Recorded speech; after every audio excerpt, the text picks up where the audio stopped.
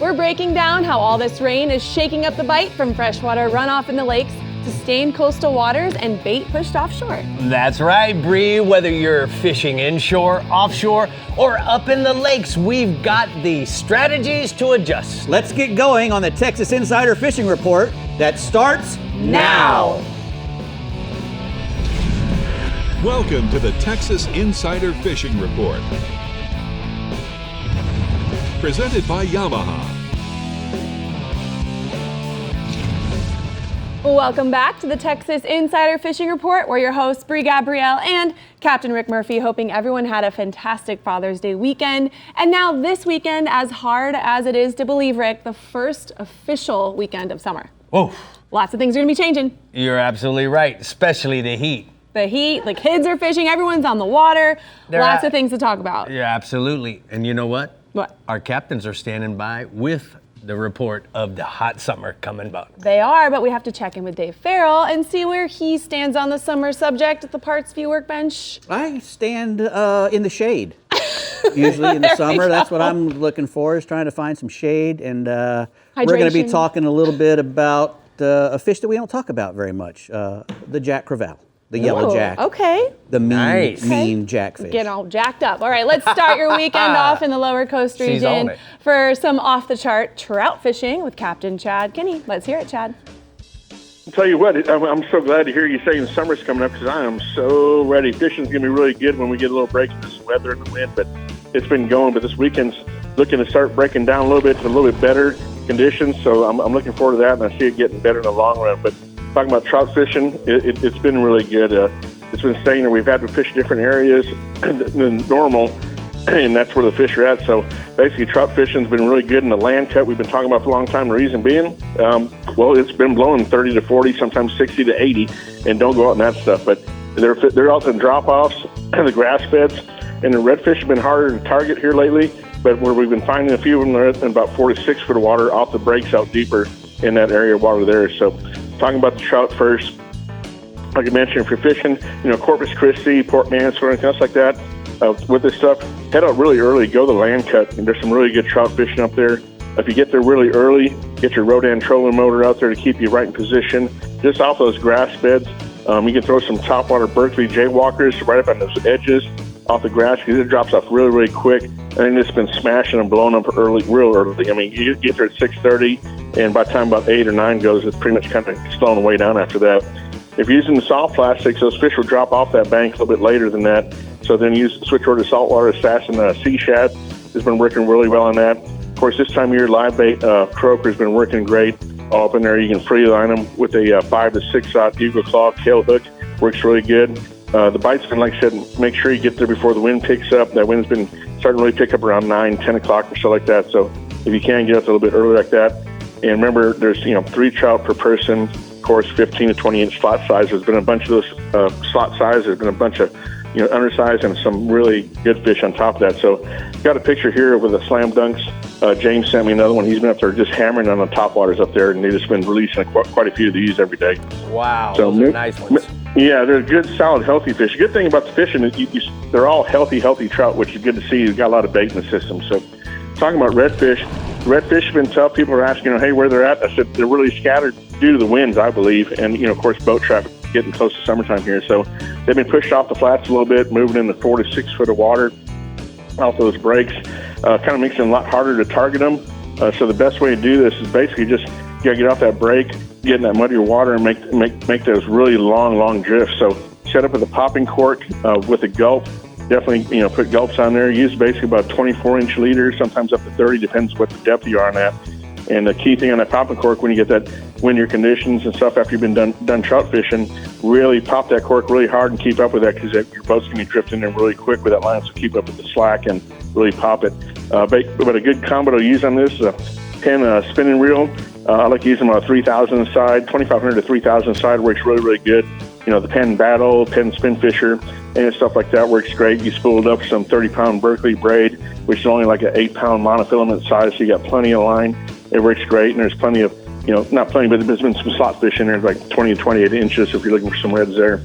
Moving to offshore, offshore conditions have been, it's been really difficult, to be honest. It's been really rough out there. We get a few little short windows in there to sneak out, and the red snapper has been really good.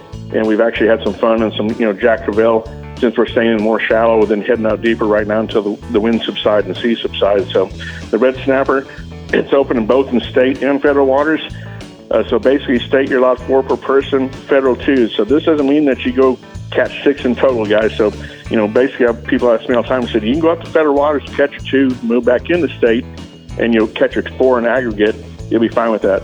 So that's what you're looking for, is a little bit of meat haul. You can definitely do that. The bite's been really, really good, but the current's been higher due to higher winds, higher seas, higher currents. And I'll switch and change up and get a lot better. We'll go back to jigging, but right now the best way to catch them is a double rig with bank weight. Use about 130-pound monoliter to do a double rig. We're using 16 ounces up to 2 pounds. Just try to get this thing down there. Eagle Claw Circle-Out hook is definitely the way to go. 13-aught in size. And the best reason I use 13-aught, I used to use smaller ones, but that 13-aught gives you a little bit more gap in that hook, so you can roll it out of that the fish's mouth a lot easier instead of getting stuck in the jaw there where that hook's always going to pretty much set there. So, of course, you have plenty of great fish and a lot of great eating there. And you can see it's not the best picture in the world, but we just went out and we were catching doubles on those bank weights, but those fish are stuck to the bottom. So moving over to some Jack Crevalle. We don't talk about these much at all, maybe once a season or so, but, they're a lot of fun to catch. They're a great fight. Troll some Savage Max sticks on this, stuff like that. I'm going to break this out after snapper fishing. We'll put some 10, 30-watt internationals out. We'll work the same areas pretty much where we're snapper fishing or look for bait balls, structure like that. We'll troll 3 lines at 7.5 to 8 knots, and these fish are just crush those Savage Max sticks. They're going to be quick, aggressive, great fight. You can, put monoliter, 150, 200 pounds, plenty for this stuff. They're not toothy, guys, but they are a really good sport fish. They're not good eating, in my opinion, so just definitely catch and release them and have a lot of good time there. Have a picture of a client there that's never been offshore fishing before, and that was his first fish ever offshore, so he had a good time with that Jack Crevalle. Boy, that's secondary to the house of pain right there, bub. Thank you so much. We're gonna go ahead and take a look at the lower coast hotspots. He says inshore trout fishing remains good in the land cut off of the grass beds on the edges of the ICW. The redfish have been slow, but it seems to have moved out a little bit deeper in 4 to 6 feet of water to find those reds. Offshore, state and federal snappers fishing has been good, and the Jack Crevalles around the structure on the troll. So what's your first in line for the house? Amberjack. Oh, okay. The amberjack. Just checking. Ain't no jacking around with either one of those two. All the jacks. The Upper Fresh region definitely has some important updates for you if you've got summertime bass brain. So let's see what they are with Mike McFarland. Summertime Studio bass brain. B, or what do we call it? Studio T for Studio Texas. T. That's There we it. go. There Hi, you Mike. go. Studio Texas. Hi, everybody. Great to be here. I love it. Studio Texas. Brie, Dave, Captain, it's really definitely the topic of water and flooding around here, and everything changed. Riding in the footsteps of the Skeeter event that we told you how good bass fishing was now. Well, we are actually reaching 9 inches over pool on the world famous Lake Fork, and the bass are a bit hard to find. There's so much flooded cover.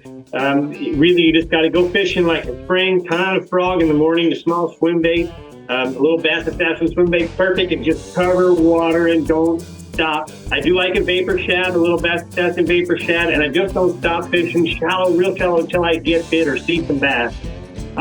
Basically, later in the afternoon, you can move to the offshore, and there is some good bites offshore in the 14 to 22 foot of water. But a 5-degree water temperature has really pulled them up even shallower. So I found them on bass assassin worms in about 11, 12 feet of water just the other day, which was amazing for mid-June. But over Pool Lake, combination of that, morning fish real shallow, afternoon move offshore. And the bass assassin worm, by the way, my favorite color is plum or plum apple. But the big one is called an assassin 11-inch on fork. It's my favorite. So moving on to Lake Levon. Guy Terry Thornton, he told me the other day that black bass continue to be really good on a chartreuse and white spinnerbait in the mornings. He told me this morning it's absolutely unbelievable. The bite on the spinnerbait around Rick Rock, any of the concrete structures, shallow submerged brush is really, really good for bass in the morning. So check out Lake Levon. I know that once that bite goes away, you got to slow down. Go to creature baits like a max scent crickworm, or creature bait. Same area, just back off a little deeper in those rock piles, and you'll continue to catch fish at Levon. Athens. Lake Athens is amazing. It's right next to the hatchery. So remember, if you do go check out the hatchery while they're there, but full of really big bass. And the Berkeley Bullet Pop 70, which is no better way to catch big bass than on top water. But the top water bite on Athens has been amazing. Main Lake points, Main Lake grass. And there are really big fish in Lake Athens. So it doesn't have to be Lake Fork to catch giants in Texas. So here's my client with a really big fish just recently that we caught on Fork. Nice. Look at that. Woo. What else you got, man? Crappie. You know, it's hard to say that Jackie Wiggins does so well, and we show you these big tables of fish. It's hard to believe when he says it's getting even better when it's so good. But he says it's getting better moving into the summer months. I've seen lots more fish really pile up on the trees and the bushes and the tire reefs and your typical artificial structures, stuff you see offshore, but just so many fish. They're still really hungry. They're easy to catch. When he says it's getting even better, he means he's catching the limit even faster. They don't have to work so hard. So here's a great table of fish with Jackie Wiggins. And then I love this young man with his Texas-sized crappie. I always love to see youth fishing, but this boy and this big crappie just says it all. Oh. Yeah, it sure does. That's great.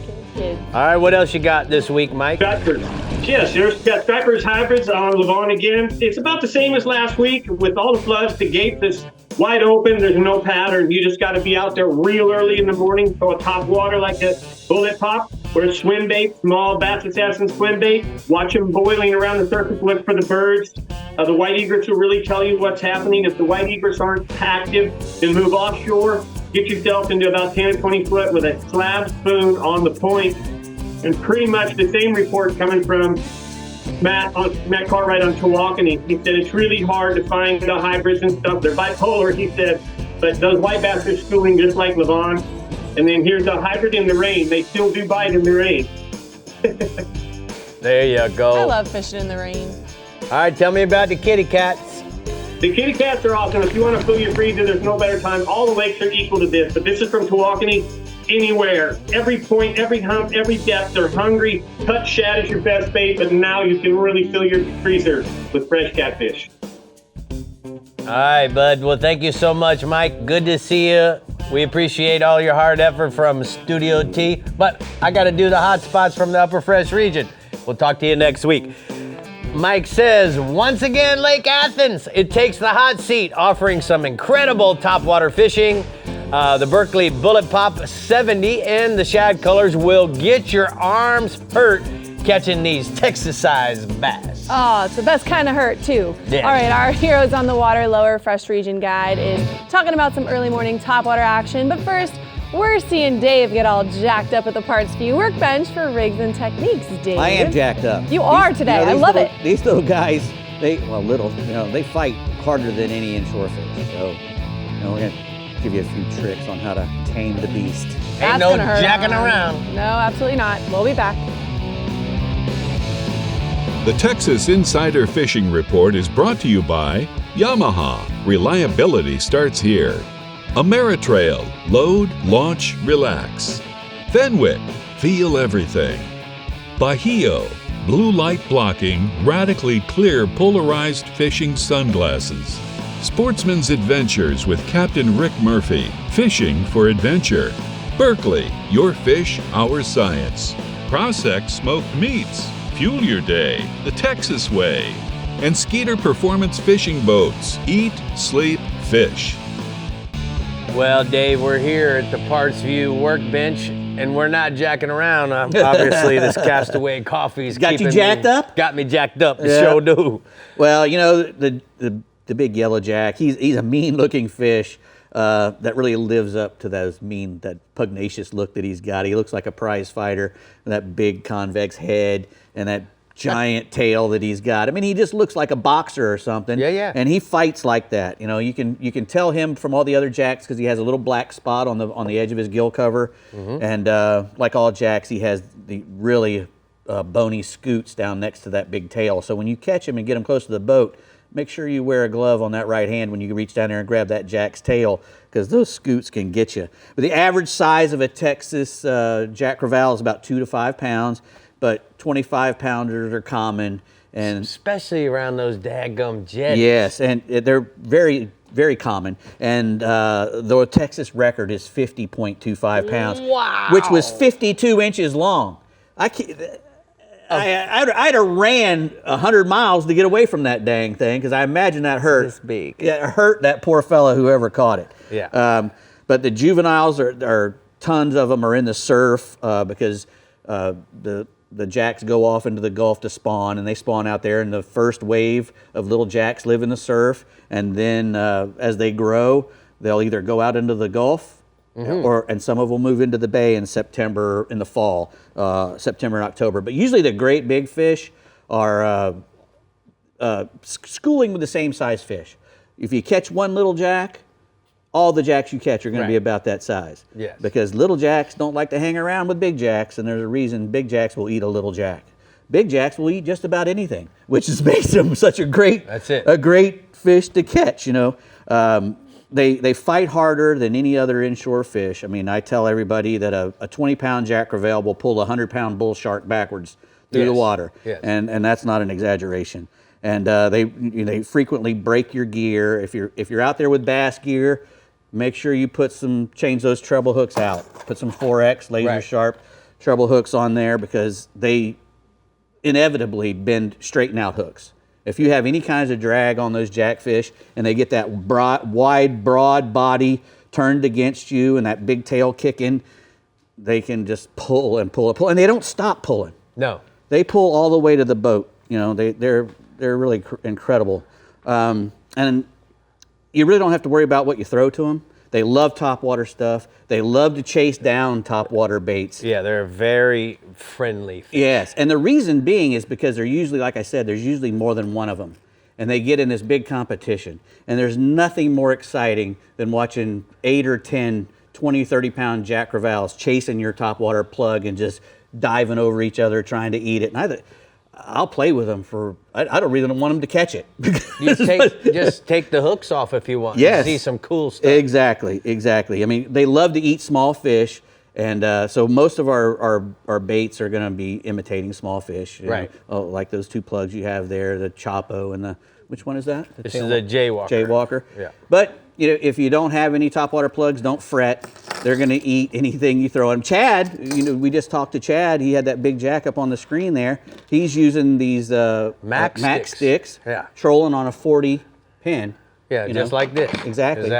Trying to get, that's a squall. Trying to get a bite out of him. And he catch 5, 6, 7 of them at a time sometimes, which I can't imagine either. That would be a pain. If you're out there, I think trying to locate them, charters they have saved, guys. Oh, if you can't catch a trout or a redfish, and sometimes you'll see the birds working a mile away, go over there and throw a jig or something in there. Right. You don't have to have a topwater plug, and they will eat it. I mean, it's almost automatic. Yeah. It's almost automatic. What size line you like using, Dave? At least 30-pound braid, which probably breaks at 50.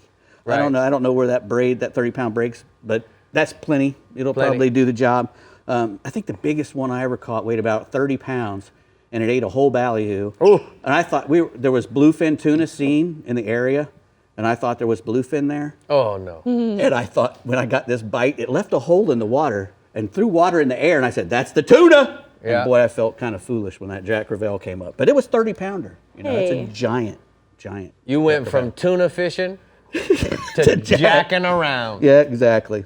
And a trip to the chiropractor. Hey! Yes, All right, and the Heroes on the Water Lower Fresh region, Matt Reed has all of your catching tips for Lake Amistad, Falcon, Fayette County, Stillhouse Hollow, and Somerville. So listen up. Hey, Matt. Hey, Brie, let's kick this thing off. We're going to start off talking about the bass fishing at Lake Amistad. Kurt Dove sent me a report from down there. Still catching 30 or 40 fish per day.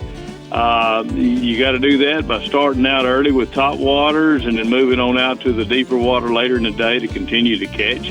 For the top waters, the Berkeley Chapo, Bullet Pop, and Cane Walker are all being very productive right now.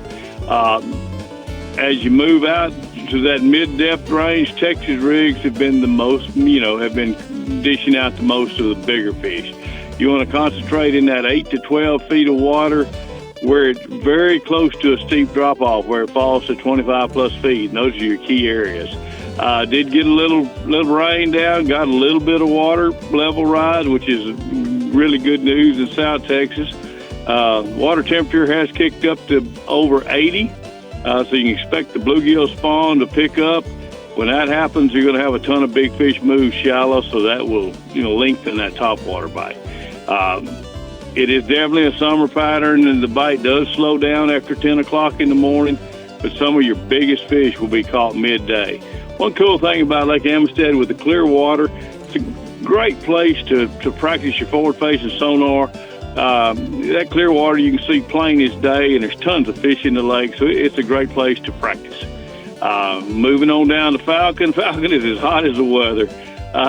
It's just been crazy good. We fortunately caught about 1.5 foot of water this week. Every inch is dearly appreciated. My patterns will pretty much be a broken record for a good while unless we catch a ton of water.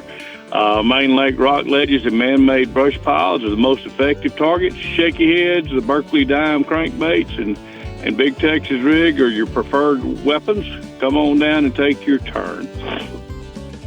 Brian Cotter sent me a report from Fayette County. It's fishing well. Most of the fish are moving offshore, so a jig or a Carolina rig is your best option to get the bites. A crankbait, the deep crankbait, is catching a lot of big fish also in the deep channels and rock piles. But if you prefer some more exciting action for some people that like shallow, that swamp lord frog up on the edge of the reeds will continue to get some bites all during the day. Stillhouse Hollow's fishing well. The bass are schooling on the main lake, so have your top waters ready when they blow up. Yeah, that's just a ton of fun action. Otherwise, you want to flip around any stand and timber with just a basic Texas rig. One of the best patterns, though, is look for clumps of grass. Drag you a Texas rig or Carolina rig around that grass, and that gets you a lot of bites. Somerville, the bass are biting fair early. Most of those fish are still shallow because of the rain we've had. Swamp lord frogs and buzz baits up in the bushes have been your best pattern. When that slows down, move out a little bit off the edge with a lightweight Carolina rig or shaky head. Green pumpkin or black stick baits have been the best producing colors. Got pictures of 3 bass there. Josh was with me the other day. We had a double and had him both hold them up at one time. That's just always fun when you both have one on. Got a picture of one that I caught, and then Lyle with another big old falcon beast. And another. I never get tired of those big old beasts down there. That's just a fact. Man, I never get tired of watching you them. send them damn pictures in. All right, tell me about the kitty cats, Papa. We got some catfish. Ram Reyes says the catfish has been really good with the influx of new water. You can catch a ton of eater-sized cats in less than 10 feet of water on fresh shad, cut bait, or dough bait. If you prefer to target those trophy blue cat, you'll need to move out to the river edge and use live tilapia or our big fresh cut bait. You can get you some carp. It's a great bait for those blue cat. There's a bunch of true giants waiting on you out there. Got a picture of one of those big old blues. I mean, those things are just big. You think they're saltwater, but they're really big old beasts. It sure is. Way to go, bud. Thank you so much for the pictures this week. We're going to go ahead and take a look at the hot spots from the Lower Fresh Heroes on the Water region. He says Lake Amistad is a great place to get into some really good topwater bass action right now. The Berkeley Chapos and Cane Walkers are the perfect choice. Later, move out to 15 to 25 feet of water and drag a Texas 10-inch power worm to catch some big old bass. All right, Rick. Well, during PTS Awareness Month and observing our Independence Day, we celebrate the freedom our heroes fought to protect. Unfortunately, many veterans and first responders are still fighting battles we can't see. With a monthly gift, you can help provide peace, purpose, and healing through Howe's restorative kayak fishing programs. As we observe National PTS Awareness Month and Independence Day, consider becoming a lifeline to restoration. Join the Honor Circle, heroesonthewater.org. We should do that. We should do that. All right, let's do that. Stay with us. The Star Tribal, Middle Fresh, and Upper Coast regions are showing us what summertime is all about when we come back. And don't forget to stay up to date with everything fishing in Texas. Just scan that QR code on your screen. Follow us on social media. Catch the latest fishing adventures on our YouTube channel, Captain Rick Murphy. And please check out our show merchandise to gear up in style. We'll be right back. The Texas Insider Fishing Report is brought to you by Bass Assassin and Saltwater Assassin, the best lures, period. Berkeley, your fish, our science. Murphy's Law Sport Fishing. Book your trip today at murphyslawsportfishing.com. Abyss Battery. Power your pursuit. Rodan. Set it, forget it, catch more fish. Berkeley Pro Spec Chrome. And Penn. Let the battle begin.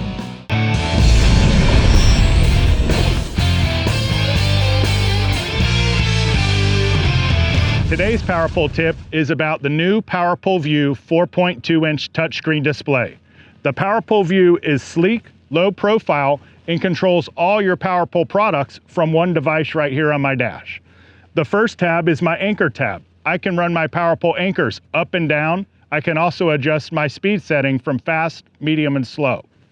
The next tab over is my charge tab. I can see the voltage of all my trolling motor batteries and my engine battery. I can also adjust the priority if I want more power to the trolling or more power to the engine right here from the display. And if my motor won't start, I can even initiate an emergency start. And the last tab is the Powerpole Move screen. We took the Powerpole Move remote and put it right here on a touchscreen, so you're used to all the great controls. But the big thing I like is I can even see the head of the trolling motor right here on the screen. We all know people like to stand in front of the trolling motor while you're fishing, and now I can see the direction that the trolling motor is going. To learn more about the Powerpole View, go to powerpole.com, and that's your Powerpole tip. How crazy is that Powerpole was once just known for the back of the boat. Now they're the back, the middle, and They're even the front. And you know what? It's all in the details too, and you have a product so perfect. Right? Absolutely, So it there you works have it. so well. Yep. All right, get ready for your StarTron Middle Fresh Region report on Toledo Bend, Sam Rayburn, Lake Livingston, and Granbury with Matt Loescher. Matt, I guess we're dealing with a little moisture, so I hear? A lot of moisture over here, Brie. We've been getting washed away. We're dodging storms like crazy. It's been kind of wild lately, but we're making it through. We're dodging the storms, and we're still catching fish, so it's all good. We're going to talk about that a little bit as we get through our largemouth bass report here, starting on Toledo Bend. So the water level made a jump at the end of last week from a ton of rain, and then it's holding about 3 inches below full right now. The temperature is in the upper 70s, touching the low 80s at times, and the current has picked up from all that fresh water coming in, and then the increased generation at the dam trying to let some of that water out. So the fish are setting up in about 10 to 20 feet still. That hasn't changed too much, and that should continue to be the most productive depth throughout the summer, with a little variation here and there caused by weather and water level spikes and drops, but that should be the deal for the most part. Fish are still biting on your standard stuff like we'd expect right now. The crankbaits and the worms are great. Another one that we like to mix in this time of the year, I haven't been talking about a whole lot, is the grass jig. That's another pattern where you can get in that hydrilla and drop that jig vertically, catching those big fish out of that hydrilla, especially if you can find the hydrilla that's deeper than 10 feet, which there is some of that out there, especially on the south end of the lake. And then a football jig out there on those hard spots, on the flats, the points where you got some good rough bottom. Dragging that football jig is great for a big one. And I like a black and blue color or a natural brim looking color for that pattern. Black and blue on the dark days, brim color on the brighter days. And speaking of big fish, man, Toledo's still putting out a lot of double-digit fish. And I got a photo here for you of one. That's Aiden Sparks there, and he's 16, so I'm super excited to see him catching this fish. He's got an 11-pounder there, just a big, beautiful Toledo Bend bass. I want to say congratulations to Aiden on catching that one. Wow, that's a beautiful fish. Tell me about the Sam Rayburn, bub. Let's do it. So the water level at Rayburn made a slight jump as well, but thanks to some heavy generation at the dam, I'm expecting that one to be kind of leveled off or maybe even headed downward by the weekend. It's sitting about a foot low right now, and the fish are getting really bunched up on Rayburn from the downward trend in the water lately. Folks are catching them very well with a few big ones mixed in here and there. And the main pattern has been the flat point and about 10 to 15 feet, dropping off sharply into deeper water with the crankbaits and the worms. And then that football jig is a great one too, and the football jig is going to be excellent for your bigger fish. All right, now let's talk some white bass. I'm going to go down to Livingston. You got to talk about Livingston when you talk about white bass. They're biting excellent there on the flat point, 6 to 15 feet of water. They're still catching them on the spoons and white and chartreuse on that one. Then coming back up to Rayburn, lots of whites being caught there too, especially with the increased current right now. They're out on the points, especially up around that 147 bridge area, about 10 to 20 feet of water. Spoons are great. If you're bass fishing, you got a crankbait you want to throw in there, that'll light them up too. So check that out. Then going up to Lake Granbury real quick, the white bass, and I'm going to throw the stripers in there too. They're being caught all over the lake at Granbury right now. Hearing great things about that bite. They're catching both species on the slab spoons. They're using the bigger spoons, of course, for the bigger stripers, and then the smaller ones for the white bass. So get in on that. Here at Toledo Bend, we've had a little white bass action as well. That bite actually kind of picked back up from all that current moving through from the rain. They're sitting out on the edges of the flats in about 15 to 25 feet of water, and a white or a silver jigging spoon has been the ticket on them. And then last but not least, we're going to talk about some crappie. Everybody loves catching those crappie this time of the year, and here at Toledo Bend, it's been excellent. The bite has been pretty good in about 20 to 30 feet of water. The fish are hanging on the timber, the bridge pilings, and still some of the deeper docks. If you've got enough depth there, they'll still hang on those. The fish are biting minnows, and then those panfish assassin jigs. Monkey milk has been the color for sure. They're definitely liking that monkey milk color, so try that and that panfish assassin. And we got another photo here for you of some nice crappie there. That's my dad and I with Mr. Brent and Brian celebrating 20 years of fishing together with those guys. That was really cool to get to celebrate that this past week. It sure is. Cool. All right, what else? All right, you got a little more to go. Finishing last with the Sam Rayburn crappie report. Been excellent. Lots of fish being caught, 15 to 25 feet of water, minnows, and once again, the panfish assassin jig. You can catch a ton there right now. All right, bud, thank you so much. We're going to go ahead and take a look at the Rodan Marine Systems hotspot for the Middle Fresh region. My man Matt says heavy rains have increased current flow and boosted the bite for the white bass and largemouth bass. The crappie are biting well too, especially on Sam Rayburn there, Brie.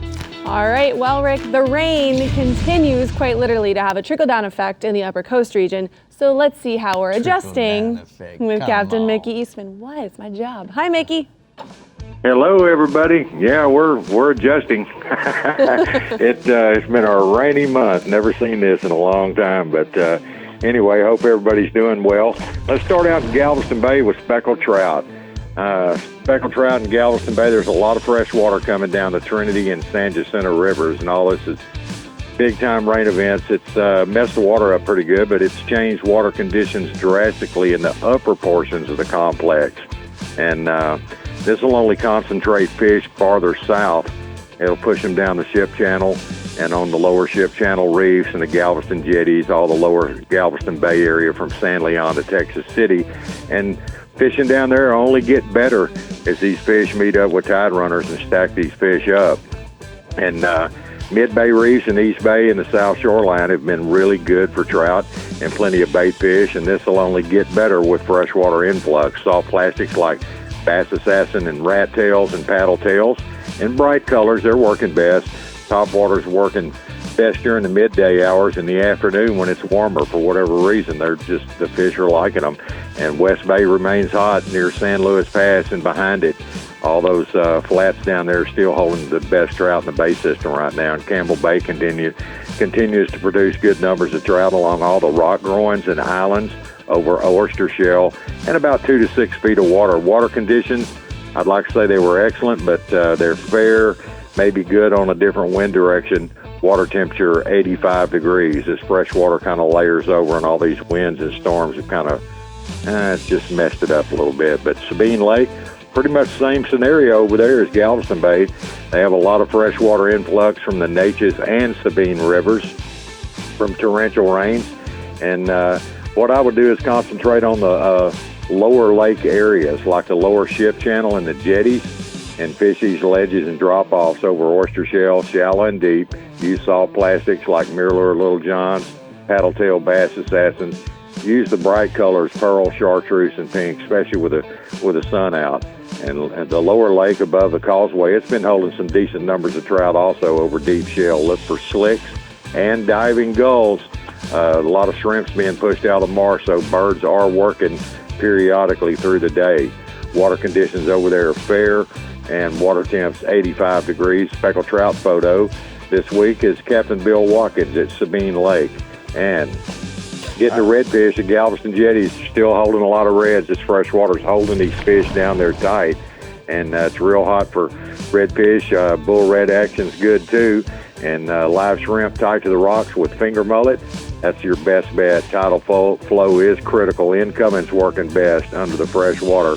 Water temp 85 degrees. Conditions are good. Redfish action's fair to good along the lower rock groins on the upper and lower channel of Galveston Bay. Live shrimp and gulp working best. Spoil islands along the ship channel and the upper complex are good also. And fish shallow rocks along the islands there in Campbell Bay with gulp turbo shrimp and shallow running crankbaits. And water conditions are fair and 85 degrees. Sabine Lake redfishing has been fair to good depending on the conditions. Best area has been that east shoreline from Madam Johnson's Bayou to Blue Buck Point and about 3 feet of water. Bass assassins and topwaters are working best. And don't forget about the back lakes and marsh ponds and bayous. They've been real good too, especially on bulled up tides. And as the tide comes out, that cleaner and cooler water are turning the fish on really good. Redfish photo, that's courtesy of Captain Bill Watkins at Sabine Lake also. And bull redfish, can't say enough, they're taking over the world. They're good all along the beachfront and along the inside the passes and outside the passes. Everybody's using whole gizzard shad and cut mullet. They're fishing along the bottom. Bull red photo, that's courtesy of Blaine Fryermood. And the red snapper offshore, when the Gulf, when it's laid down, it's been spotty at best. A lot of boats are docked due to the bad weather and high seas, but big party boats, they're still going out and doing well on bottom fish and snapper. And that snapper photo is courtesy of Captain Sharky Marquez with the Outcast Charters. All right, bud. Thank you so much. Great report. Thank you so much, Mickey. We're going to go ahead and take a look at the hot spots from the Upper Coast region. He says redfish and trout, Galveston Jetties, West Galveston Bay near San Luis Pass, Campbell Bay, Lower Galveston Bay Ship Channel, and East Galveston Bay for redfish and trout. All right, Wow. Texas, if you're dreaming of blue water and big game, listen up. Right, Rick? I'm listening. Right, Rick? That's right, Brie. Come on. And you know what? The 44th annual Key West Marlin Tournament is set for July 23rd through the 26th during the heart of the legendary Key West Hemingway Days in Key West, Florida.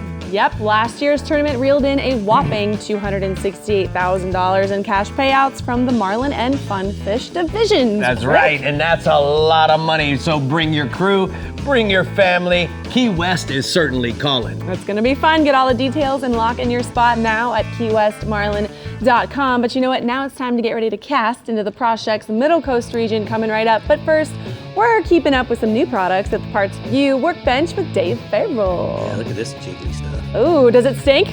It doesn't stink. No? It looks goopy though. I Ooh, wonder what it is. It smells astringent. Astringent. I love that word. We'll be Yes, back. good word. We'll find out the mystery meat in there. Ooh. The Texas Insider Fishing Report is brought to you by Abu Garcia, Fish to Win, Fenwick, Feel Everything, Berkeley Pro Spec Chrome, Heroes on the Water, Paddle, Fish, Heel. Turn on the bite anytime. Tie on a Mirrolure. Front Runner Boats, performance-built offshore fishing boats made in the USA. And Startron, start, run, and store with Startron. Well, as you know, I love to troll the edge with Taco Marine here at the Parts View Workbench. Dave. Yes, you do. So let's talk about some of these products. Well, we're going to start down there with that blue goo. That's they should have called that blue goo. Anyway, it's the Starbright Gel FRSR, which is fiberglass stain remover. Extreme.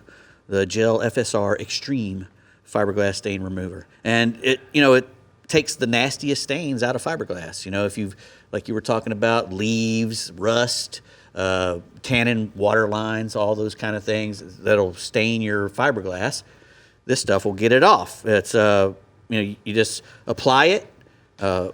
And wipe it on. You wipe it on because it's a gel. It'll stay on vertical surfaces as well. It stays where you put it, and then you let it sit for a little while, and then you just rinse it off. You don't have to do any sanding or scrubbing or anything. It 2 just to 3 minutes. Exactly, and it just takes out all those stains from rust, leaves, brackish water, and all that stuff. It's just really good stuff. Regular cleaners can't get that stuff out of that fiberglass. Right. Yeah. So you need all that, and it's safe for all fiberglass and gel coat. You might want to check on some painted surfaces and wear rubber gloves, guys. Yeah. I promise it'll smoke your skin. Look, this is what happens when you don't wear rubber exactly. gloves. I used to make fun of you, and I can't do it anymore. That's it. Now we got the next. Where do we go to find that? Oh, starbright.com. Oh, thank you so much. I apologize. No Next, problem. we have the Abu Garcia Max Elite spinning reel. It's a great performance and a very lightweight package. That thing weighs 9.3 ounces. Has a whole lot of really cool little features to it that make it work really well. It comes in 4 different sizes, a 2,000, a 2,500, a 3,000, and that's the 4,000, the biggest one. Has 9 stainless bearings plus 1 plus the roller, so it's chock full of ball bearings. It has 20 pounds of drag, which is great for a spinning reel, especially one that size. 20 pounds of drag. If you want to get an idea, fill a 5-gallon bucket full with 3 gallons of water and then try to lift it off the ground with the end of your rod. That's 20 pounds. That's what that'll feel like. Nice. Compact and lightweight C6 carbon frame and smooth and reliable AMG gear system. It's got the V rotor system on it, which has that really small design, right, and an ultra low startup inertia, so that when you turn that handle, it starts cranking immediately. Carbon matrix drag. It holds 210 yards of 14-pound braid, 180 yards of 12-pound mono. Right. So nice. Yeah. All right. AbuGarcia.com. Okay, there for the we Max go. Elite spinning reel. All right.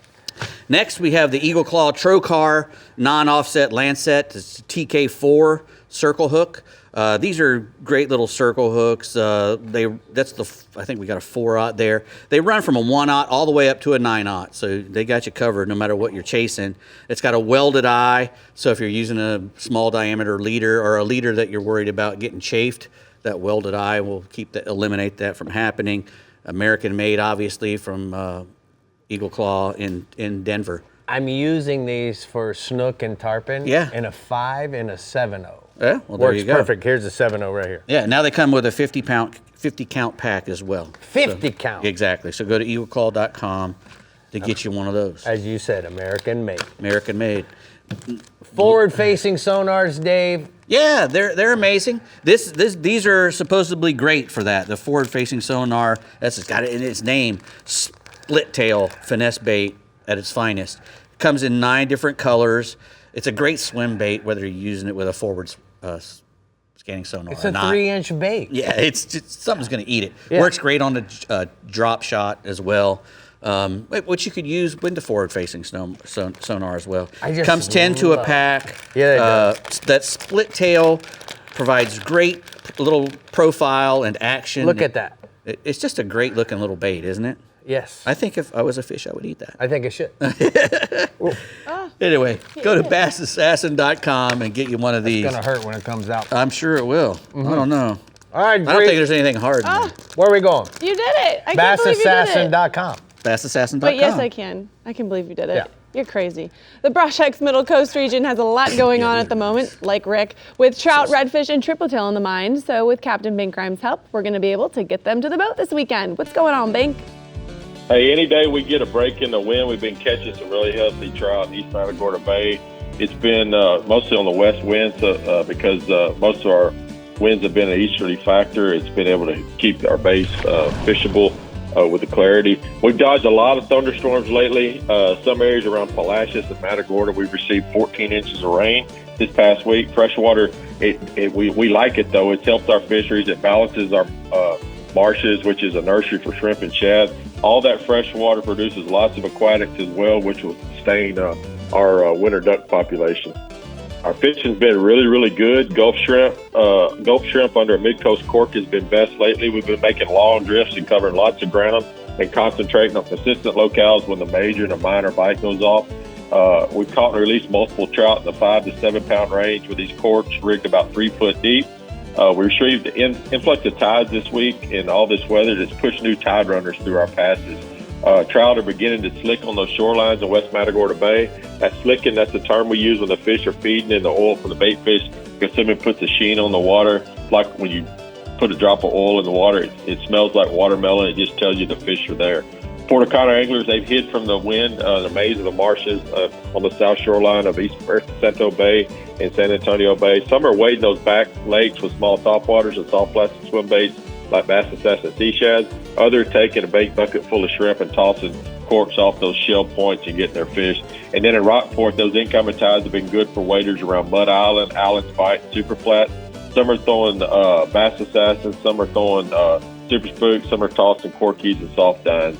Redfish action, these better tides have been a boon. In Matagorda, most of those boaters are hitting points and structures along the south shoreline.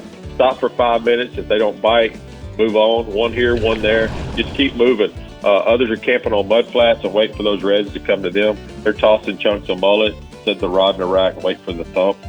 Bull reds are all over the beaches. We haven't had a really good day to get out there with our seas out in the Gulf. But man, when it happens, there's just a lot of redfish out there right now. If you can brave the tough seas, big chunks of crab and mullet the first guys on the high tide have worked best. There's also lots of redfish on the edge of the intercoastal from Sargent to Matagorda. Live shrimp's been the ticket for anglers working a trolling motor along the drop-off. Don't be afraid to work that off color. Those redfish are sight, and they're also scent feeders. Those gulp shrimp are working really dynamite right now. Old pros peel off some of the shell of live shrimp, and they get more scent in the water when the clarity's kind of tough. That's just one of those old adages. Flats in Rockport continue to hold lots of redfish. You like to relax and kick back in the boat, anchor down, toss a mullet out there on the bottom, and wait for that rod to bend.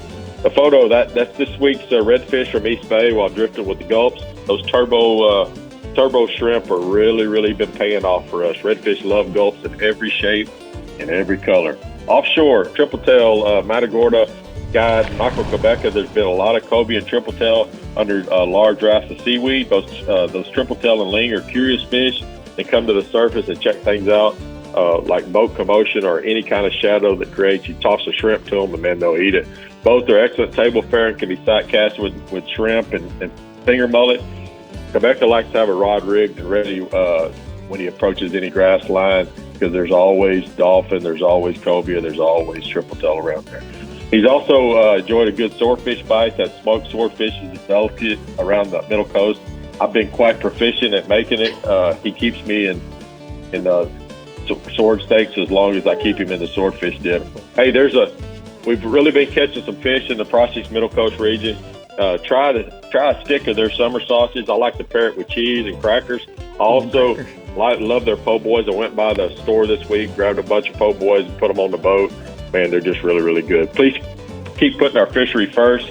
Catch and release is cool, and keep taking care of our trout, please. All right, Bink, thank you so much. Hey, I want to come out there and do a swordfish show with Quebeca and you. You think you can help me get that arranged? I think I can get that arranged. All right, bud. I will get that set up. I'll call you on the way home. Thank you so much this week, Bink. We're going to go ahead and take a look at the mirror lure hotspots from the Middle Coast region. My man says the trout are good along St. Joe's Island in Rockport on small top waters and plastics on the incoming tide. In Port O'Connor, the redfish are steady at the jetty on shrimp and crabs. And then waders, they found some good schools of reds in some of the back lakes steady on the jetty. Steady on the jetty. Like the way that sounds. Well, of course you do. I said it last week. Oh, you did? Of course I did. I missed All right, it. so Shows you how much I today, don't pay attention. thank you very much. Our Seize the Social is a little different. We have some big news. We do? Rick, you're going to be a grandpa. And you had a little gender reveal on Father's Day, so let's take a look and see what it is. Let's see what happened. I hope nobody got blown up. Oh, well, Hey, that was quick.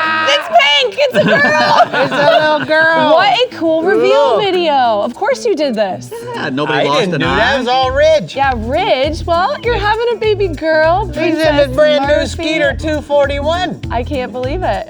Gender reveal with a baby. And the little girl coming with a boat. Oh my Now that's a real good boat deal It's there. amazing. I'm so happy for you. You know, I know you got your boys, but Yes. there's nothing like a little girl. So Oh, don't, Brie. You're going to make me lose it here. Stop. good. You're going to love a little girl. She's going to be your Princess Murphy. I know. She's And you gonna- know what? I wore my pink today. You That's got the secret. 18 years until you're out of a job. I'm just giving you a notice right now. Okay, well, everyone just noticed I got fired. So. You think I'm going to be Have a around good in 18 weekend. years? Oh, my goodness. Congrats. Good. Oh, thank you. How about that? Oh, I was going to pound you. And then yeah. We're all over the place.